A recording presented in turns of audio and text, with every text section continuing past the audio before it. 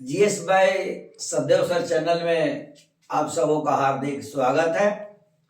यदि सब्सक्राइब न किए हैं तो कर दें ताकि आपकी सफलता में मेरी भी अंशतः सहभागिता हो सके और मैं आपको इस तरह मोटिवेट करूं, आप हमारे मोटिवेशन से इस तरह प्रभावित हो जाए कि आपके हौसले को पंख लग जाए और आपको निश्चित रूप से बड़ी सफलता हासिल हो। तो आइए आज हम लोग पढ़ेंगे, व्याकरण को लेकर आए हैं और वह आज चैप्टर है मेरा श्रुति सम भिन्नार्थक शब्द। और हम बार बार कहते हैं छात्र एवं छात्राओं को कि बहुत से ऐसे प्रश्न होते हैं जिस प्रश्न का उत्तर प्रश्न में ही सन्निहित होता है, अर्थात मुझे किसी भी प्रश्न को सुनने के बाद उसे समझने का प्रयास करना चाहिए। तो आज मेरा शब्द है, मेरा प्रश्न है श्रुति सम भिन्नार्थक शब्द। तो यह एक शब्द है श्रुति सम। तो श्रुति सम को अगर हम संधि विच्छेद करें तो हम पाएंगे कि इसमें दो शब्द है, श्रुति जोड़ सम। तो श्रुति का अर्थ होता है सुनना और सम माने बराबर, अर्थात सुनने में एक जैसा लगे लेकिन उसका अर्थ भिन्न भिन्न होता है। सुनने में एक जैसा लगे, समान लगे, लेकिन उसका अर्थ अलग अलग होता है। वैसे ही शब्दों को हम लोग श्रुति सम भिन्नार्थक शब्द कहते हैं। तो आइए, हम कई सालों से जो परीक्षा होती आ रही है, परीक्षा तो निरंतर होती ही रहती है, उसके आधार पर मैंने कुछ शब्दों को चुना है जिससे मेरे छात्र एवं छात्राओं को व्याकरण के परीक्षा में या हिंदी की परीक्षा में लाभदायी सिद्ध हो सके। इसके लिए मैंने कुछ शब्दों को चुना है श्रुति सम में, भिन्नार्थक शब्द में। तो सबसे पहला है अनल। अनल का अर्थ होता है आग और अनिल का अर्थ होता है हवा। उसी प्रकार अम्ब माने पिता, अम्बु माने आम। तरंग माने लहर और तुरंग माने घोड़ा। एक हम लोग देहात परिवेश के रहने वाले हैं, एक बहुत तुरंग का अर्थ घोड़ा होता है। इसके मैं एक शब्द कहना चाहूंगा कि हम देहात परिवेश के रहने वाले लोग हैं, या अपने गार्जियनों से, बुजुर्गों से, उम्रदराज लोगों जो है उनसे हम लोग सदा सुनते रहते हैं, वो लोग कहते हैं पान पुराना घी नया। यदि पान पुराना मिल जाए, घी नया मिल जाए। पान पुराना घी नया, वो कुलवंती नारी। और पत्नी कैसी मिले? कुलवंती मिले। पान पुराना घी नया, वो कुलवंती नारी। चौड़न पीठ तुरंग मिले, चौड़न पीठ तुरंग मिले, स्वर्ग चारी निशानी, स्वर्ग चारी निशानी। तो आज वर्तमान में तुरंग का घोड़ा होता है, लेकिन आधुनिक युग में तो अब घोड़ा का स्थान स्कॉर्पियो, बोलेरो आदि सब ले लिया है। तो फिर आगे हम देखेंगे तुरंग का कोश का अर्थ होता है दूरी। इस कोश को हम लोग कौकार तालाब स्व भी लिख सकते हैं। इस कोश को हम ऐसे भी लिख सकते हैं। कोश का अर्थ होता है दूरी और इस कोश का अर्थ होता है खजाना। इस अंश माने भाग, खंड। इस अंश का अर्थ हुआ कंधा। अली माने भंवरा, जो तालाब में, नदियों में फूलों पर जो मंडराते रहते हैं उन्हें भंवरा कहा जाता है। अली माने भंवरा और आली माने होता है सखी, जिसको हम लोग फ्रेंड कहते हैं। आइए, अब उसके बाद है अभिराम। अभिराम का अर्थ होता है बहुत सुंदर। जैसा कि संत शिरोमणि तुलसीदास ने राम के लिए रामचरितमानस में अभिराम शब्द का न जाने कई बार प्रयोग किया है। तो अभिराम का मतलब होता है सुंदर ही नहीं, बहुत सुंदर।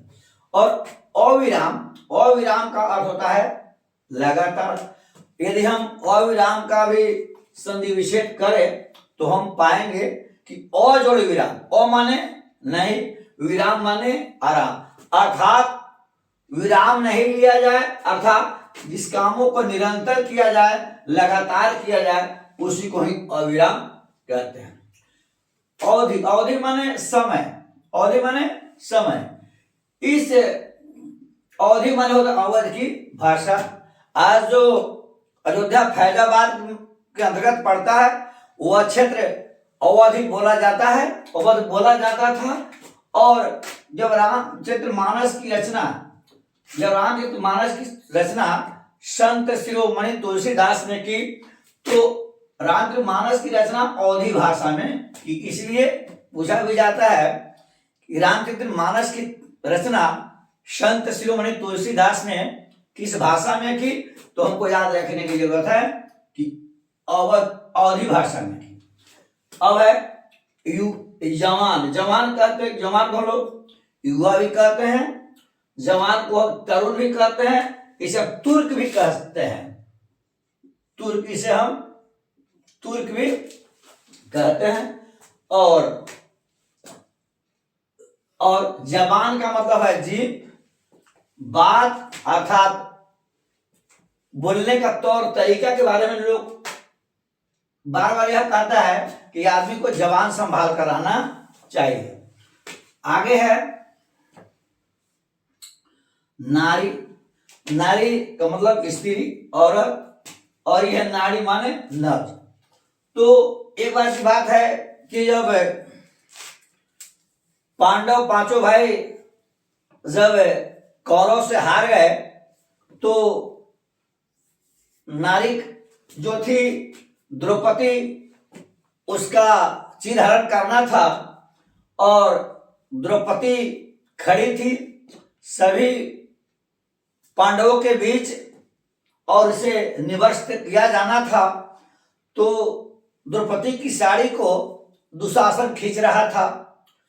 भगवान की कृपा ऐसी हुई कि दुशासन साड़ी को खींचते रहा, लेकिन भगवान की कृपा से अर्थात मुरली मनोहर श्याम बिहारी कृष्ण की वजह से साड़ी इतनी आती रही कि द्रौपदी नंगी नहीं हो सकी। अर्थात एवं कहा जाए कि दुशासन साड़ी खींचते खींचते वह थक गया। तब वह कहा कि नारी बीच साड़ी है, नारी बीच साड़ी है कि साड़ी बीच नारी है, नारी है कि साड़ी है कि साड़ी है कि नारी है।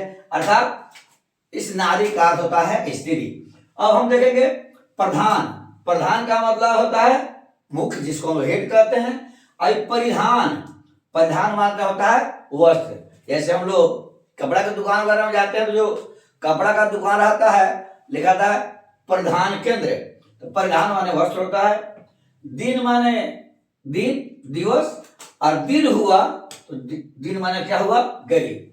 अब अगला है अंगना। ई अंगना माने स्त्री, इस अंगना माने घर का आंगन। तो उच्चारण में समानता है लेकिन अर्थ में काफी भिन्नता है। मैंने एक पंक्ति बनाई है, अंगना की शोभा अंगना है, अंगना की शोभा अंगना है। अगर हम कहें तो पहले यह अंगना लिखेंगे, अंगना की शोभा अंगना है, हर नारी की शोभा कंगना है। अंगना की शोभा अंगना है अगर हम कहते हैं तो पहले हम इस अंगना को लिखेंगे, तब बाद में इस अंगना को लिखेंगे। इस आसन का अर्थ है निकट, करीब, और इस आसन का अर्थ बैठने की वस्तु, जिसको हम लोग पार्टी कहते हैं, पीढ़ा वगैरह कहते हैं। कुल माने सब यानी टोटल, आई कुल माने हुआ किनारा।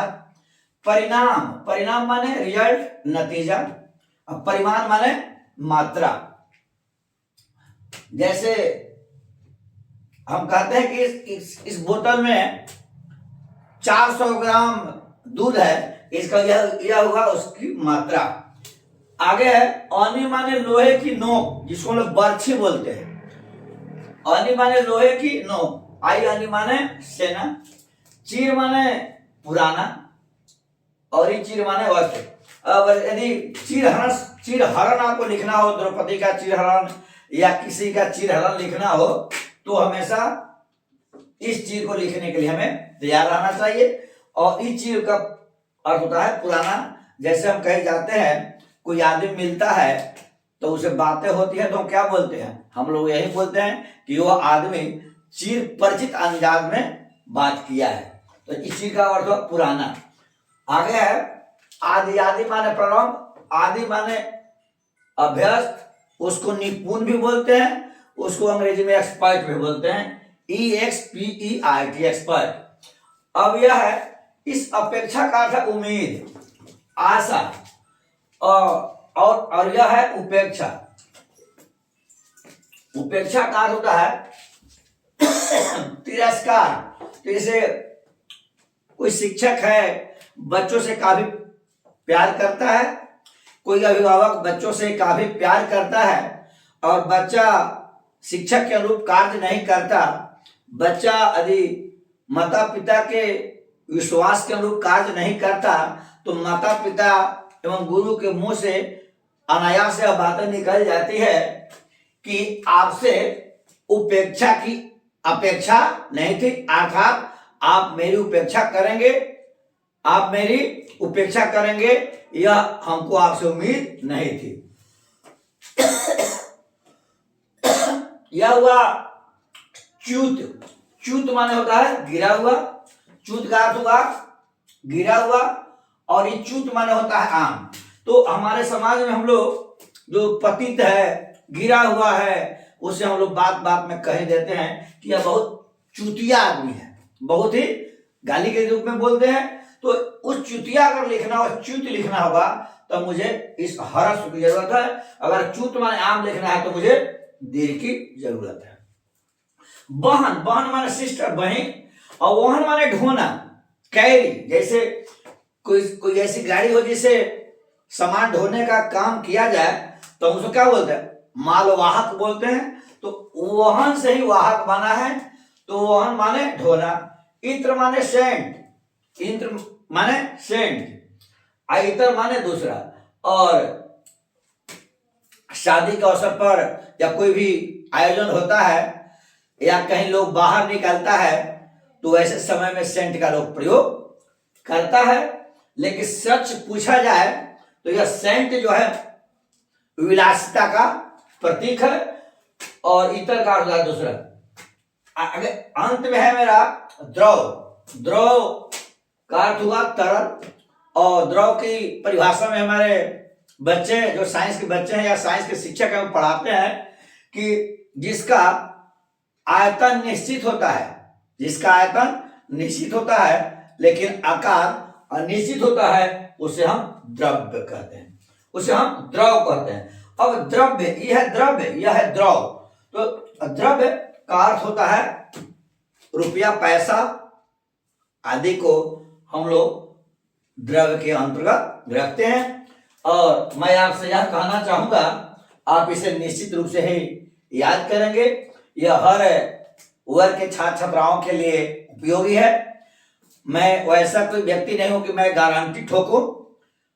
यूट्यूब पर तो बहुत से गारंटी ठोके जाते हैं, लेकिन मैं वैसा करना अच्छा नहीं लगता, क्योंकि बच्चे पढ़ने के बाद उसे पता चल ही जाता है कि जो पढ़ाने वाले शिक्षक है उसकी बातों में कितनी हद तक सच्चाई है।